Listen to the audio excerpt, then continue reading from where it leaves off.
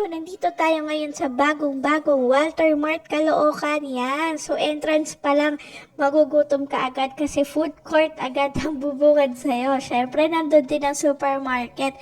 Marami talagang food choices dito. So, yan.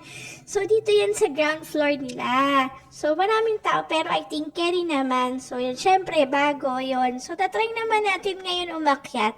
So, ito pala yung second floor nila.